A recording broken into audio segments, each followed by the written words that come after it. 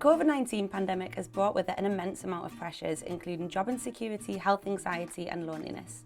But for me, lockdown was also the first opportunity I had ever had to really stop, not just physically but mentally. I'd been living in Madrid, working hard through the week and exploring at the weekends when the lockdown suddenly began. I lost my work and had to move back to England, where luckily I was able to stay with my parents. But with no idea what the next week, month or year would look like, it was a period of almost forced mindfulness, which was when something unexpected happened. I began to notice that my mental and physical health was improving. I started exercising, lost weight and felt much happier.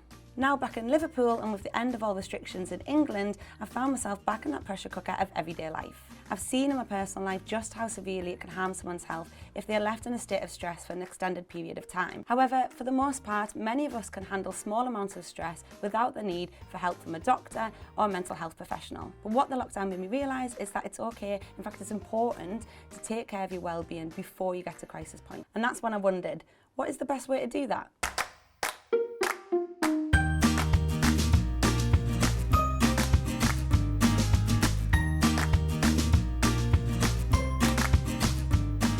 Stress impacts absolutely everybody, so my mission is to find out what alternative therapies there are that will help you deal with stress in the Northwest.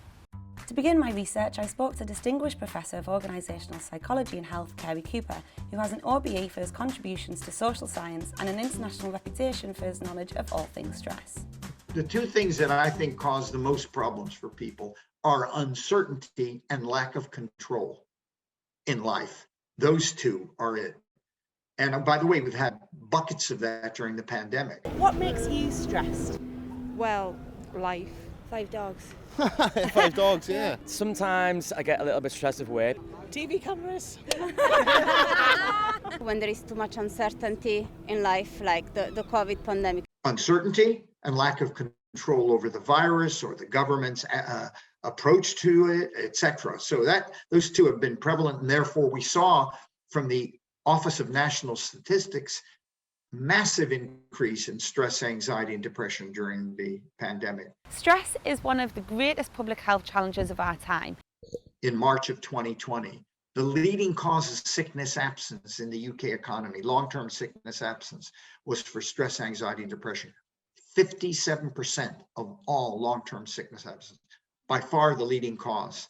The economic and social costs of mental ill health in England was estimated at £119 billion in 2018. And if you look at mental health and stress, it probably represents something like 40% of all the morbidity, i.e. ill health in the UK economy. But the interesting thing is, if you look at the budget of the NHS, it represents less than 10% of that budget, the treatment of it. So we have an issue. What is stress? A few things, can't it? I suppose it's when we get overwhelmed. Stress, I guess, is when, I don't know, someone gets on top of you.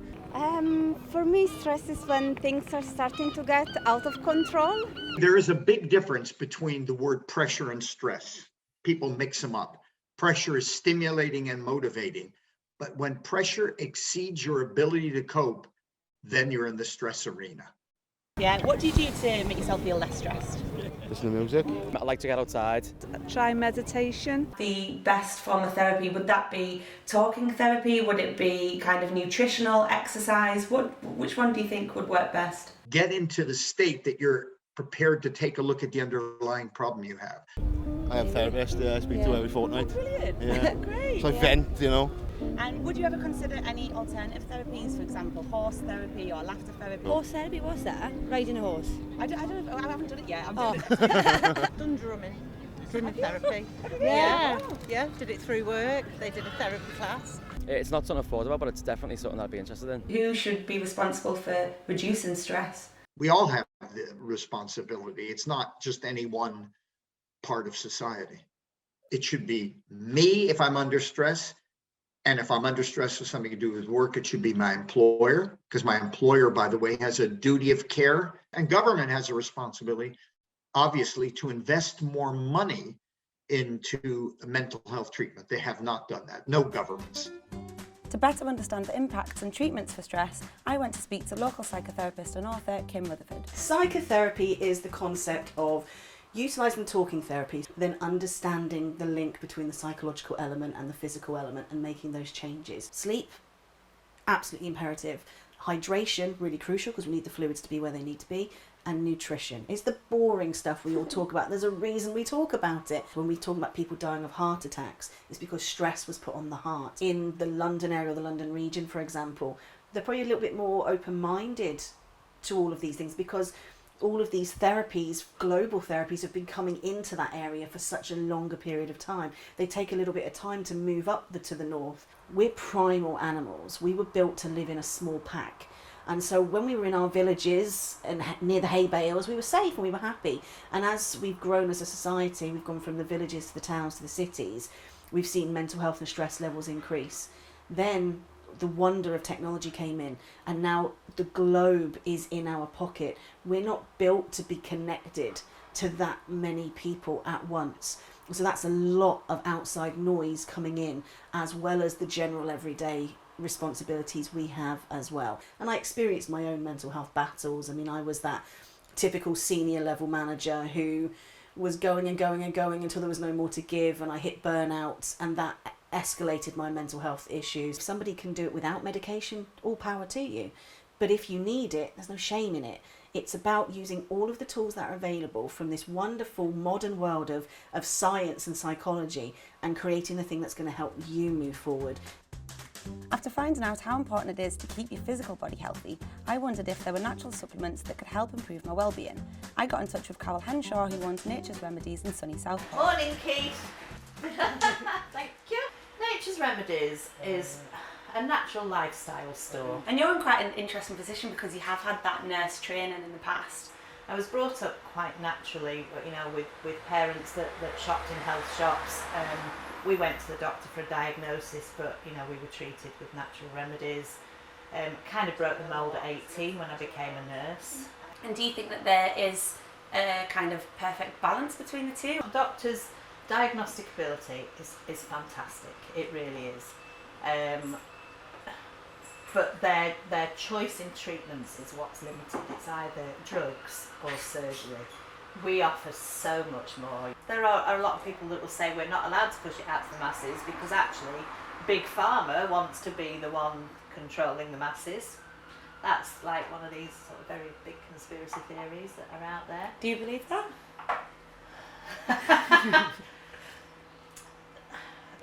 So Big Pharma are not benevolent organisations, are they? They're not there for the good of people, they're there for the good of their bank balance. That's all I'll say on that, I think. Okay.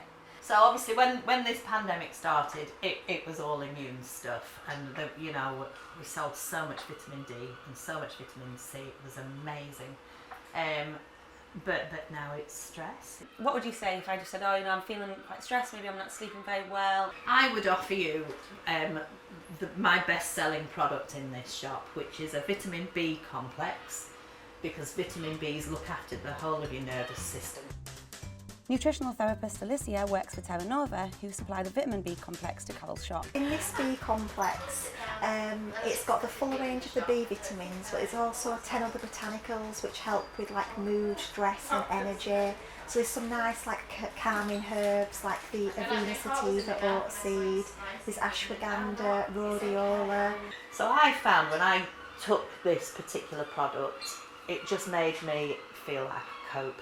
And it was like, life, come on, bring it on. What are you going to throw at me next? I can deal with it. One of the first things that you'll see from any sort of high dose B vitamins is your urine will be quite fluorescent. And then I would say the second thing that you'll notice is you'll sleep better. She did actually say that you could have 3. So I'm going to take 3. I didn't think that you would actually be able to taste anything. But it tastes a little bit like sawdust and hamsters. I really don't like the taste of that. If it doesn't have a negative impact and it could be having a teeny tiny positive impact, then why not? I also spoke to the director of Leafline CBD products, Paul Shrive, to find out more about the use of CBD oil. What we have is a naturally grown plant that matches our bodies. And obviously you take it that it's your product, you think Absolutely. It's great. Back when I discovered what CBD could do, I then went about doing various research and I put together a tincture, if you like, that was CBD based. I then gave it to my mum. Now, we're further on down the line now. The difference compared to where she was to where she is now is dramatic. As you look around the world, you look at Canada, you look at America, I mean, they've done all the trials, they've done everything. I mean, they have looked into it so much and they've got all the evidence there. It'll supplement your lifestyle and you will be at tip-top condition. But there are people out there that have not had phytocannabinoids before that are desperately in need. I mean, desperately in need. And it will change their lives. I could tell that he was really passionate about his product and that he was passionate because he's seen the benefits and he believes in his product and he genuinely wants to help people. That's my passion anyway. Cut me in half, you'll find a cannabis leaf. I am cannabis, Yeah. That's it. But I know it's got to be here for a reason. Guidance on the NHS website does say that it does prescribe this sort of thing to people with specific conditions, but it does say that you have to be cautious and wary about kind of making sure that the product that you're buying doesn't have THC in it and is of good quality. You have to trust the people that are giving you the product and you have to do your own research. 2 to 3 drops of oil under the tongue morning and night. Okay, so I'm going for afternoon, so I'm doing completely the wrong thing. With 2 to 3 under the tongue. I'm excited. I feel I've got a good feeling about this one, but we'll see. I do feel like it's had a slight improvement just on how I feel, but that could be placebo. But even if that is placebo, if there's no negative effects, then does it matter? As well as providing herbal remedies, the shop acts as a space for other forms of wellbeing. Carol encouraged me to take part in a Reiki session while there with the healer Johnny Sheldon.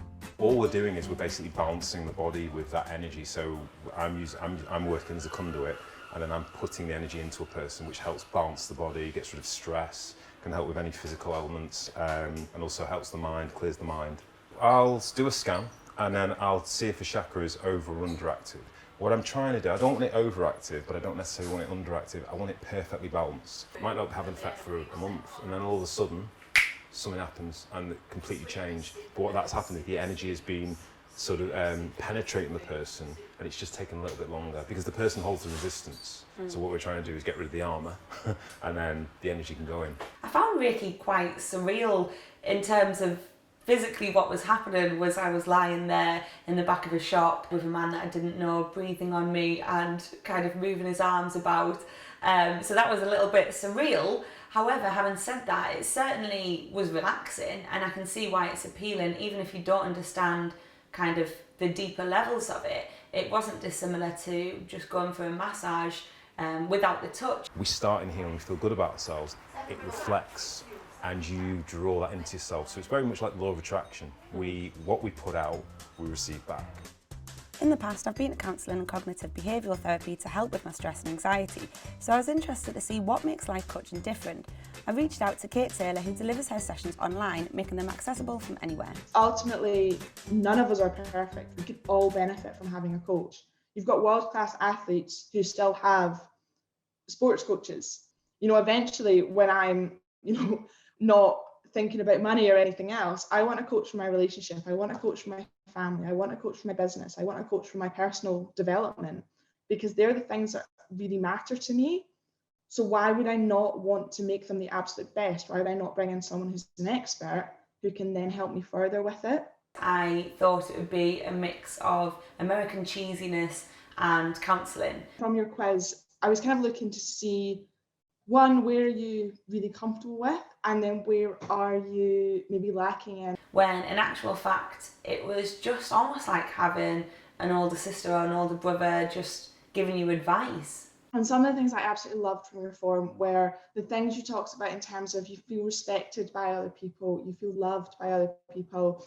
I think having a life coach, you have to make sure that it's somebody that you get on with, that you agree with their morals, you agree with their opinions, because at the end of the day, they are just another person. It gets drilled into us from a very young age that we need to have loads of friends and we need to keep them all really close. They're there to listen and they're there to give you little tasks and actions. How do you feel about me giving you a little challenge? Okay, yeah. I would like you to choose a friend. Have you got someone in your mind? Yeah. I'd like you to pick up your phone. Yeah.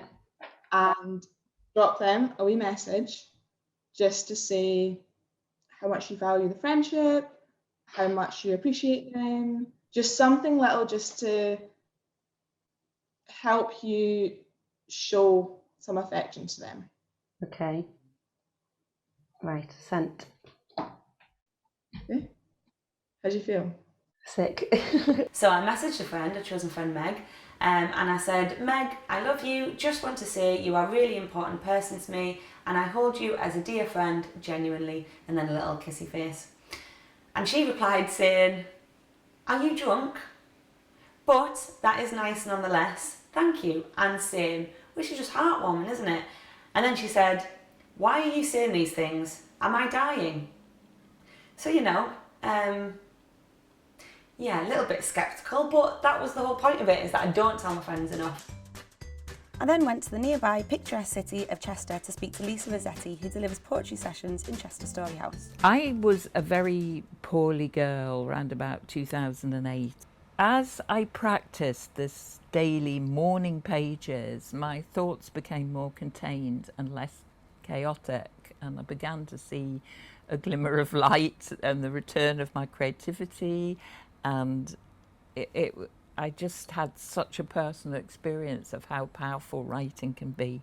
Poetry is a safe container for your feelings and emotions. I'm looking at them all, but I know I want this one, which is clouds shape-shifting. Poetry therapy for me as a writer was really useful. Just write down just a few thoughts about this, what you've told me. Let the wind take you where you should go. The view is one which should be enjoyed along the way. Let the wind take you where you should go. Where you should go. I wasn't thinking about structure and technique. I was literally just thinking nothing. I was just writing what was in my head, and that was really good at cleansing my mind and just getting everything out onto the paper. We don't have to face that practitioner and say, I am so depressed, this has happened to me. You can say, I like the bit in the poem where she said, I have all these crazy thoughts. That's a safe way of saying, so do I. I don't want to be demure or respectable. I was that way, asleep for years. It's that thing of trying to look a certain way or be a certain way rather than just being your authentic self. So that's something that I thought was Which interesting. fits with your shape-shifting. Which when does. you chose it, I was like, it works. Serendipitous. Having studied drama as my degree, I was interested in learning about the use of drama in therapy with therapist Andrea Neary. Drama therapy is absolutely amazing at getting in there really quickly, working with whatever issues and problems that the client is bringing along. It helps them to visualise what that stress may look like. It allows them to identify it, to project it from inside the body, outside the body. Now I'd like you to pull out those cloths, naming them as many stresses that you can think of in your life. Okay. Education. Work. And did you realise that there was that much around for you at the moment? The first ones were obvious, that I had a list of 5 say in my head, and then as it was coming out I thought, there was these just little things, and that does add to the mental stress that I put myself every day when you look at everything together. I think of all the therapies I've done so far, that one was probably the one that I was most nervous in. Tell me a little bit about each space that you created, please, Kitty. So this is my happy space. I feel like it really challenged me. There were certain times where I felt like I didn't quite understand what I was supposed to be doing. And find a way to represent them. That could be using the paper that you have there, the colour pens. I feel like this is a strange question. What is a mantis? However, I did then feel like I did go in the moment and I did explore things that I didn't realise that I needed to explore. I think as you grow older, you realise that not everyone does have the answers. Some of it was difficult, it felt really difficult to try and, because I guess there's things that I do struggle with. So it's noticed that, at the difficult times, it was challenging for you. You did continue, you did carry on, but you named it also. And we should name our difficulties. It was an old university friend, Melissa Bowker, who put me in touch with Andrea after a near-death experience left her with post-traumatic stress disorder. I remember they brought my entire family around my bed, and basically I had to say goodbye because they didn't know if I was going to make it through the surgery. But then I was just fine. Stress can be manifested in both psychological terms, behavioral terms, and in physical terms. Sometimes it isn't someone that's hot and flustered, it's someone that's, for me, I was shutting down. When the pressure exceeds your ability to cope, you start to show behavioral symptoms. That is to say, when you're normally very outgoing, you become more introverted. When you're normally very affable, you become more aggressive. And it didn't take until someone told me how I was reacting to stuff that I took a step back and went, I'm not normal, like I'm not my normal self right now. And in the end, if stress persists, you don't deal with the underlying causes of it, then you can get an illness. But Andrea just literally let me bring everything out in my own time. She didn't sit there and go, tell me how you feel, because I have no words for it. Speaking to Melissa in her kind of quite extreme situation, I realised that for her it was just a way of being able to communicate. And the psychology behind drama therapy is really interesting in terms of using that mask to be able to talk about things. Tucked away on a small farm in Widnes, I stumbled across Bethany Finch, founder of Healing with Horses UK, and her two therapy horses, Shiloh and Dixie. If you're new to equine-assisted therapy, all you need to think of it is regular old, just think counselling, but we're a bit different. We're using horses being a part of the process. So we do sessions where we might groom the horses, might lead them. And I do genuinely believe, as odd as it may sound, I obviously don't believe the horse is going to talk back at us, but I do believe that, they're living beings, they have something to say. With that sensitivity, that's how, I kind of mentioned how Shiloh was picking up on what you're feeling. So for me, that's that uniqueness of what equine-assisted therapy brings. You had that moment where you were kind of touching and stroking Dixie, and that brought something to you, and that can be a really big part of the therapy, is that they offer what we kind of call co-regulation. They can bring that sense of calm and peace because they're at rest.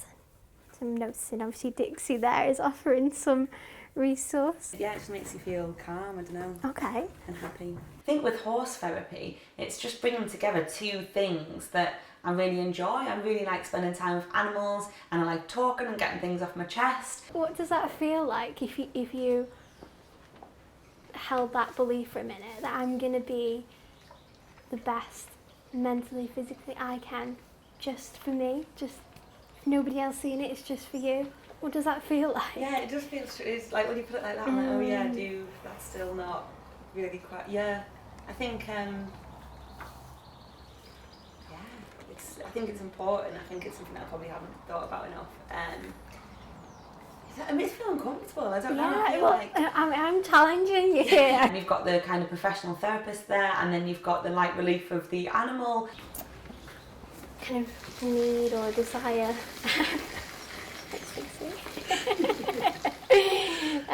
If you say to someone, go and talk to someone about your feelings, that can be quite daunting.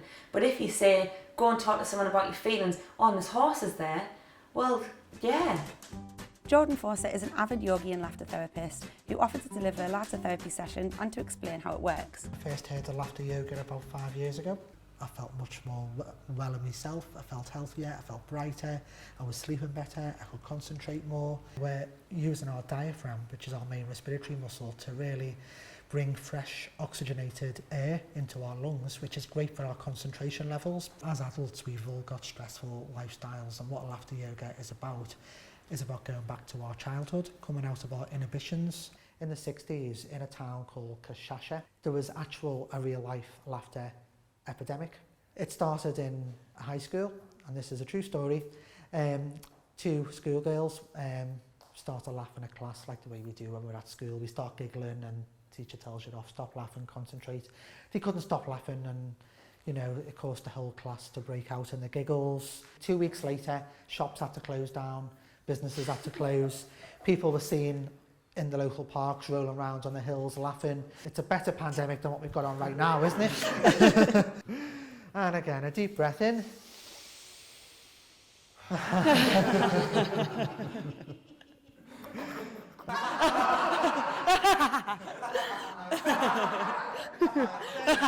It felt strange because it wasn't genuine laughter the whole way through, but I did have moments where the whole ridiculousness of it all made me genuinely laugh because it was awkward and uncomfortable and ridiculous, and that's brilliant.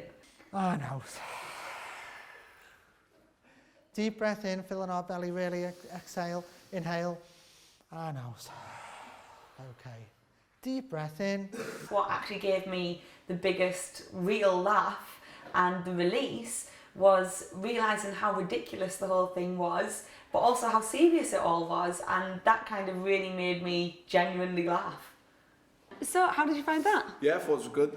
Really good, so just like let loose and have a laugh, literally. Do you feel less stressed than when you came in? Yeah, I do feel a bit stressed. I feel zen. I mean, I wasn't in a bad mood when I started, but I feel happy. I feel all the endorphins running around my body, so I feel good, yeah. Just to be silly and ridiculous and let go fully, that is such a good form of stress release. Colin Dolan's football therapy is designed specifically for those with pre-existing mental health conditions to help them deal with everyday stress.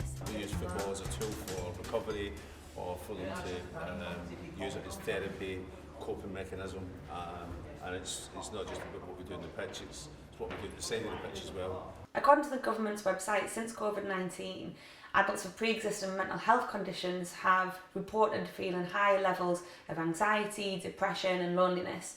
So I can really see how therapies like Colin's can help people. It's a kickabout. The whole aim of it is to improve 4 areas of their lives. That's their physical, their mental, emotional and social well-being. I try to create the sensation of the feeling that you used to get when you went down the park with your mates on a Sunday. The sessions are non-competitive, they're fun, have a laugh, kick about. Why is football therapy, do you think, good for stress? One, it's that built-up, pent-up frustration all my life anyway. My release has always been football. You use up the energy, you get rid of some of your frustration on the pitch, some of your anger, on the pitch, in the gym, whatever it is, and it releases the endorphins, makes you feel a bit better about yourself, and stress levels reduce. Don't worry, go for it. Score a goal. I found myself in recovery and going to rehab, and I found playing football is like a release for me. Coming here gives me like a 2-hour break, from the own brain and that. So say if one day you're having a down day, I'll just go tonight. It's about friendship as well, not just about playing football. It goes back to the saying, you're not alone, which you come here and you see that, I was quite nervous about doing the football just because I haven't played since I was a teenager. But when I got there, I feel like I just really was focused on the game and I forgot about everything else, and obviously I'm not going to be the next Michael Owen, but for that one moment you just kind of feel like a kid again.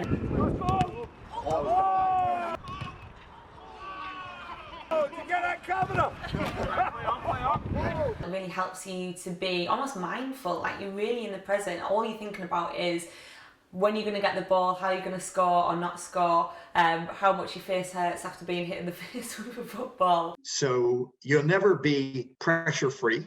That's not what life is. The way that I've discovered through this process that I can prevent pressure from becoming stress involves 3 factors. Firstly, I have to physically be in the right place to deal with the pressure that I often enjoy, and that's through making sure I've had enough sleep, the right nutrition and enough water. Then I need to be able to talk about my issues and problem solve, and that could be with a friend or a therapist or even a horse. And finally, I need to remember to take time away and give myself that chance to let go of the pressure. We've always had mental health stigma or stress stigma. It's been around a long time. However, that's going gradually. I think the biggest takeaway for me is that everybody experiences stress differently, and therefore alternative therapies will work differently for different people. And really, there's so many alternative therapies out there that we've really just seen the tip of the iceberg. And for me personally, I almost don't want to find that alternative therapy that's perfect for me, because I'm really enjoying just getting out there and trying it. And for me, a great stress relief has been trying new things, meeting new people, and yeah, just taking time out for myself.